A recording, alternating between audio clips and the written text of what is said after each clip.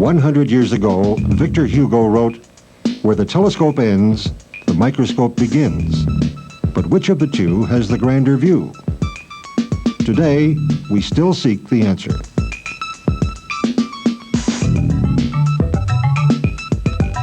A Fine Science with Holly Preston. Coming up on this program, 4 very different stories.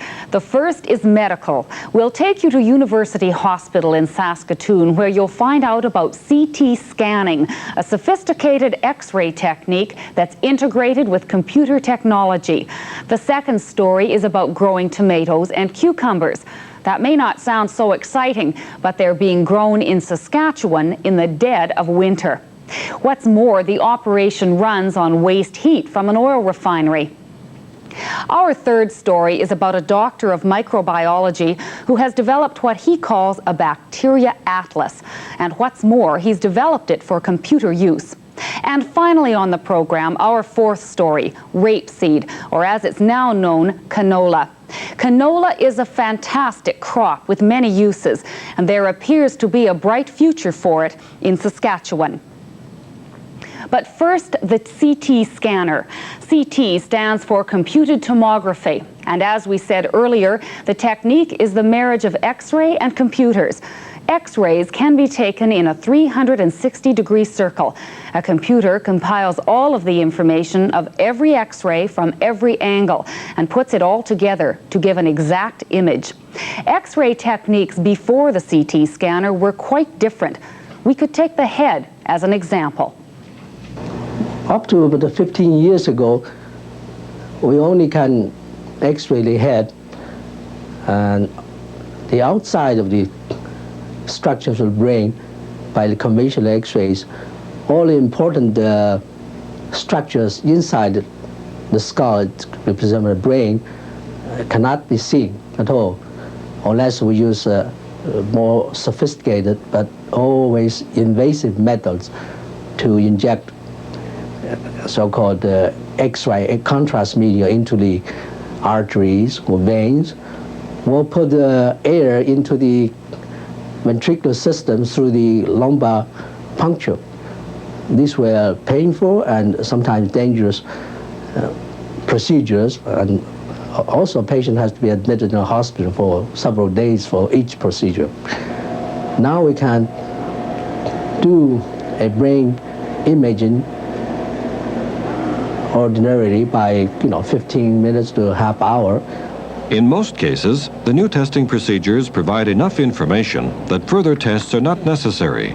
Seldom do patients have to be admitted to hospital. These 4 pictures are taken from 4 different areas of the brain, ranging from top to bottom, similar to slices of an orange. Dr. Chang explains the scan of a normal brain. This is very dense because this is a bone. All these important structures, which more clearly seen here as the ventricular system, is the midline. All this dark area is the ventricular system. This is lateral ventricle, third and fourth ventricle. Here we do see a very small difference between the gray matter more peripherally, and this map-like structure is called white matter, which have very small difference in X-ray absorption, and you need a very good scanner to differentiate the two. In contrast, Dr. Chang explains the scan of a patient with a head injury, referred to as head trauma, where blood hemorrhaging has occurred. In a patient with head trauma, we were looking what damage to the brain, and what more commonly is a hematoma or hemorrhage outside the brain, between the skull and the brain itself. This is so-called epidural hematoma, represent hemorrhage, acute hemorrhage between the skull and the dura. These are very dangerous hemorrhages. A patient can become comatose very quickly, and also can be treated very quickly by take this out, and patient will recover very well. Was this the result of an accident or a fracture? This was an automobile accident. Dr. Chang diagnoses the case of a 12-year-old boy who was struck in the head by a golf ball. Say we start from the bottom of the skull to find out any hematoma or not, which we don't see. And also we look at the bone, whether there's any fractures or not, we don't see it either.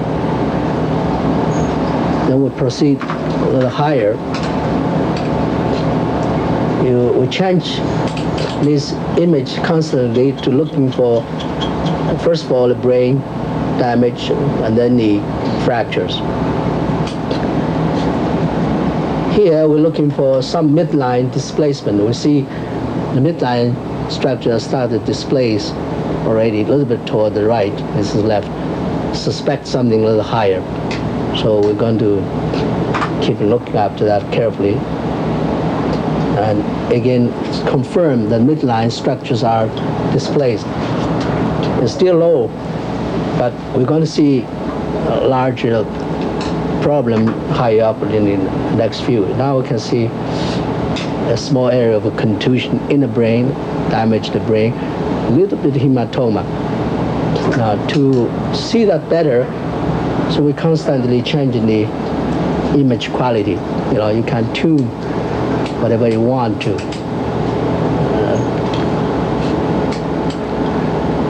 Show a little better. Next one shows better. Now you can see that hematoma definitely better compared to the normal size. And see, this way you can see that much better. And a little window a different way, you can see this large contusion. This is not a solid hematoma. Very little can be done there. So we still go to higher. Now we see all the things are much better. Large hematoma here, contusion. This ventricle is compressed, you cannot see anymore. We take that picture. Now for the surgeons to have a good idea what the hematoma size look like that. So we're going to measure the size of the hematoma.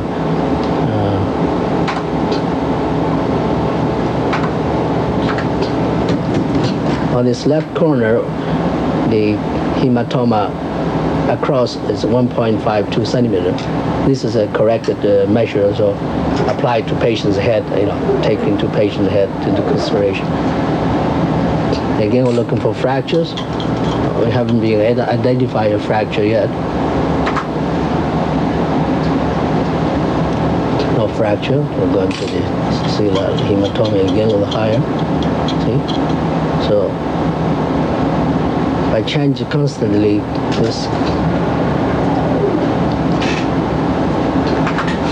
this is different from the ordinary radiograph, which cannot be changed once it's taken black or white. That's it. This one, everything you can make it dark, just look at the brain, or you can look very wide, just see the bone. And of course, varies in between and depending on the area of the body you want to see. Because the patient does not have to be admitted to hospital in most cases, both time and money are saved. As well, there is no pain nor discomfort involved in the CT procedure.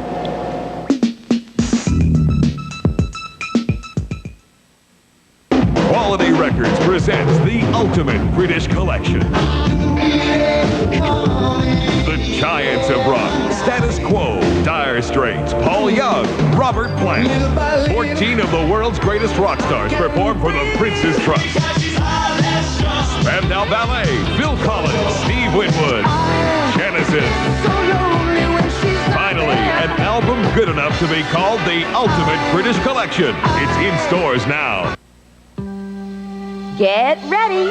There are over $5 million in prizes available to be won across Canada in McDonald's new McMillions game. Millions of McDonald's food prizes, including Cokes, Big Macs, Egg McMuffins, and fries. Thousands of cash prizes, and 120 sporty 1988 Chevy Corsicas. Your chances of winning a prize are 1 in 13. It's a good time to play McMillions at McDonald's. Play McMillions at McDonald's today. You could be a winner.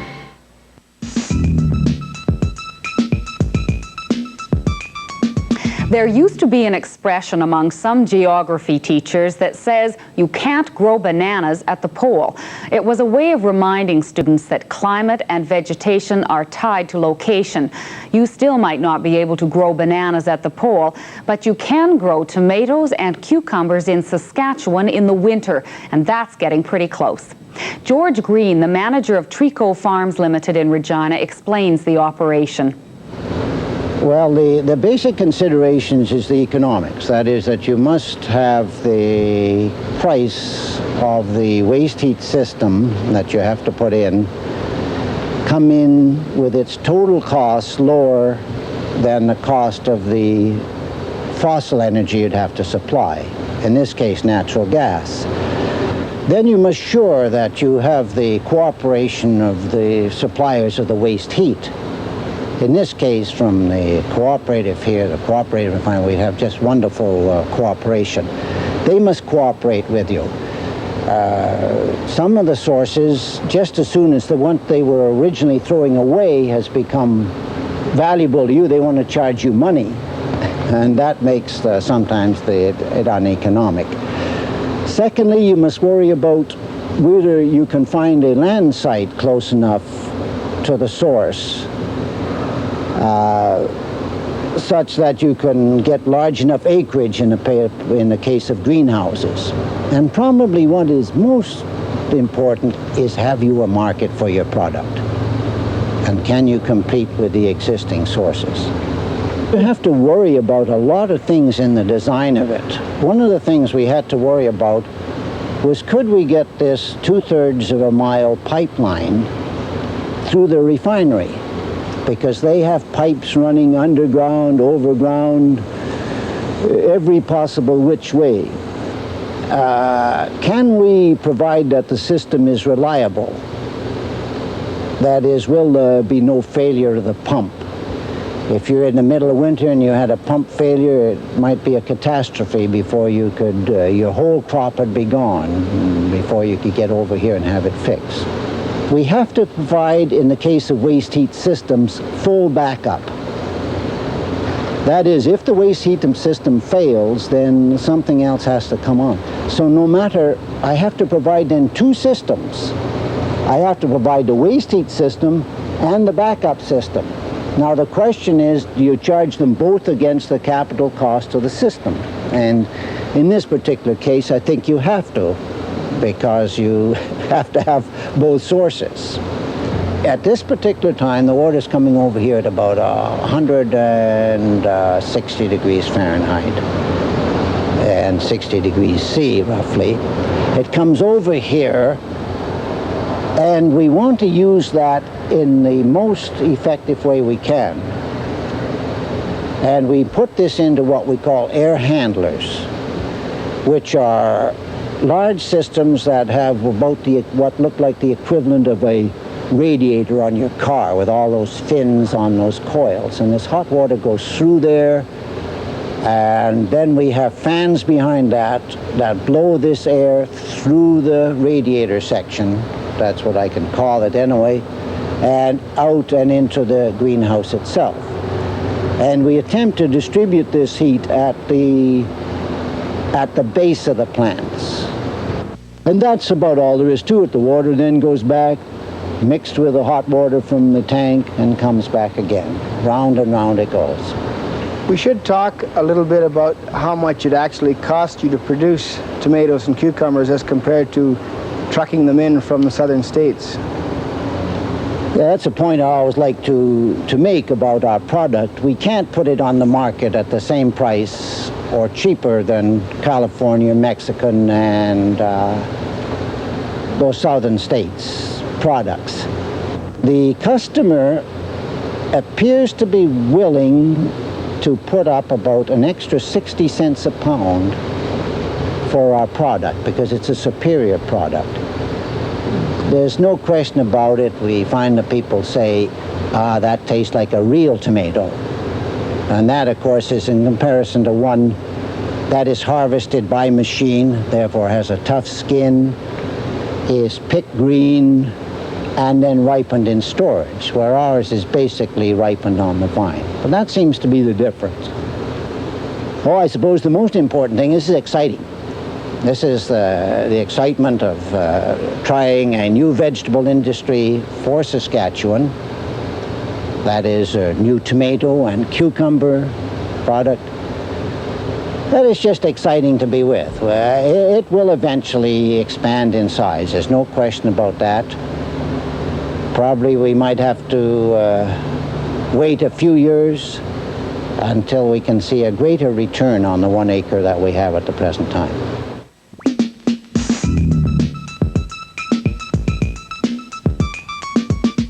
Dr. Roy Cullimore, a microbiologist in Regina, has been in the forefront of many research projects over the years. He's probably best known for his work with water, one of his accomplishments being a steam injection method used to recover iron-contaminated wells. But he's likely most proud of another accomplishment, the classification of bacteria in what he calls his Bacteria Atlas. The program that I've been developing really stems back to the middle of the 1960s, when I had the pleasure of teaching the identification of bacteria in the University of Surrey in England. And because I was relatively raw as a lecturer in university, they gave me the worst group to lecture about.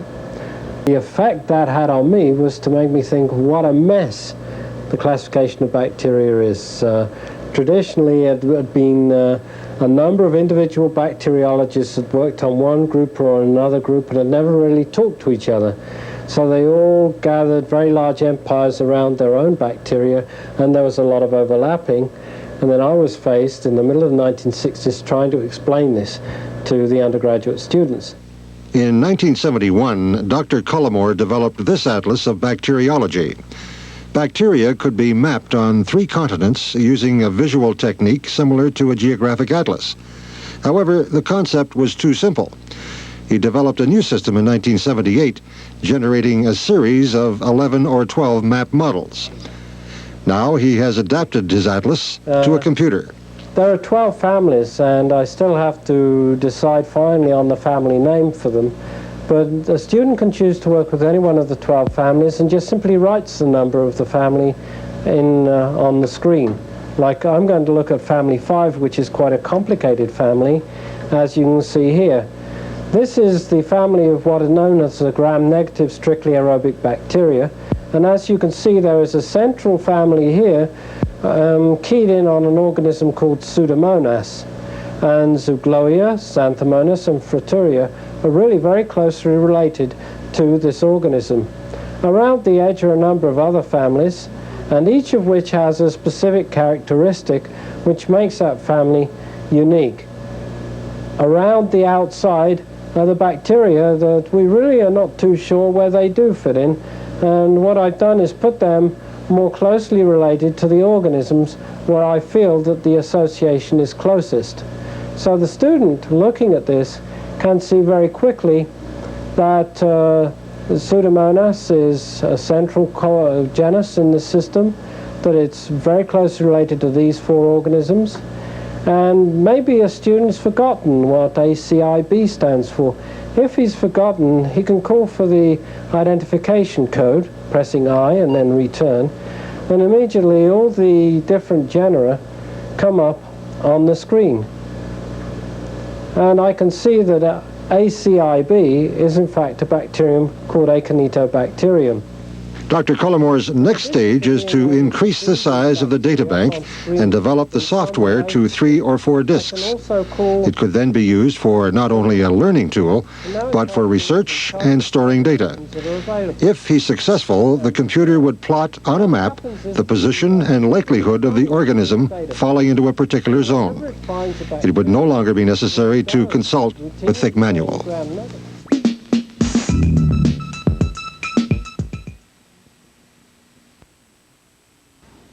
Now, enjoy delicious fried foods without the fried food calories. Introducing the revolutionary dry fry oven convection pan. A simple and powerful design giving crisp deep fried goodness with just a touch of oil. There's no water or extra fat. The secret is the unique airflow rim. Superheated air rushes up, circulating around the food, cooking it quickly and evenly. Automatically basting the food not in fattening grease, but on its own rich flavors and aromas. More flavor than you've ever tasted before. Less oil, fewer calories, less cholesterol. Look, this fried chicken is cooking because of the boiling oil. It's actually soaked up this much oil. This whole chicken is surrounded only by naturally flavored superheated air. Turn out crisp French fries or this fat-free fisherman's basket. The pan is so dry that you can even bake the fluffiest sponge cake right on the top of your stove, gas or electric. The superheated convection currents bake evenly top and bottom. Dry cooked sausages just like a barbecue, or even dry roast nuts, potatoes, or popcorn.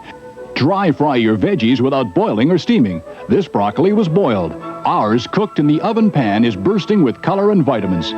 There's even room for a roast. Best of all, the surface is Rock Coat, a new space-age surface, so tough it's guaranteed for 10 years. Even burnt milk peels off. The stovetop oven pan will cook food twice as fast with more flavor and no fat or water and almost no oil, or we'll give you back your money. Save time, money, calories, and cholesterol. Get the new dry fry oven convection pan together with this 32-page European cookbook at the introductory price of just $29.95. Act now.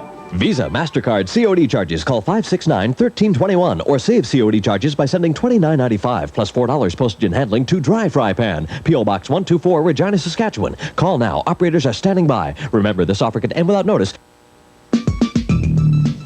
There's a race going on in Canada right now, and the winner could reap both prestige and profits. Several companies are trying to develop the first commercial hybrid canola. A new plant could increase yields by 25 to 30%, according to some scientists. The race indicates the growing importance of the plant. Many people will remember before we had canola and the crop was called rapeseed.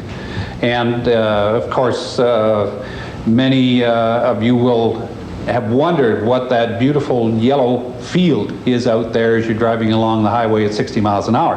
And it could be one of two species of rapeseed or canola that we grow in Western Canada, or it could be one of the two species of tame mustard that we grow for the condiment trade. So when you see that yellow field, it could be canola, it could be mustard. Now, the canola crop, or the rapeseed crop, is very, very important for Canada in that over 50% of all the vegetable oils that are used in food products and preparing food products in Canada comes from that seed that's developed on those little yellow flowers. And the oil is extracted in crushing plants in Western Canada and some in Eastern Canada. And the meal which is left after the oil is extracted is high in protein content, and that is used to feed livestock and poultry, and it's used in the concentrated feeding of those animals. Now, a lot of exciting things are coming down the pipe. We think by about 1990, we will have hybrid varieties. And these offer the opportunity, from what we can see, of having hybrid varieties yielding 25 to 30% more seed than the best varieties that we have now. And there are other changes which we want to make in the fatty acid composition of the oil to make it even more versatile and useful to the manufacturer. And these are also coming. We expect to have a specialty oil from rapeseed, which is used for industrial purposes. Perhaps you've taken a plastic bag in the grocery store to get the vegetables, and you haven't been able to open that bag. That is because they haven't used enough erucic acid from rapeseed to spray on that plastic to make it slip against itself. Another one is to develop a fatty acid composition which is specifically designed to make 100% canola margarine without any other oil being added. And that's also coming down the pipe. And the other area is to reduce a particular fatty acid that tends to cause rancidity or short shelf life. The other thing that we're trying to do is to change the mustard crop, condiment mustard, and make it into a canola crop. And because the mustards are more drought tolerant, they are more disease resistant, they are more shattering resistant, and they have a whole series of desirable characteristics. And if we can take the erucic acid out of the oil and take the glucosinolates out of the meal, then we will be able to extend the area of production of canola further south and also replace some of the lower yielding canolas moving north. So that is also an exciting area that we're working on.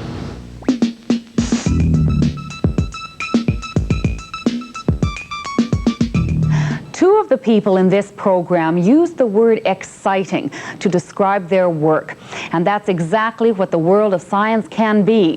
Whether you're picking a ripe tomato when the outside thermometer reads 35 below, or looking at a yellow field of canola that could revolutionize the oilseed industry. I'm Holly Preston. Thank you for watching A Fine Science.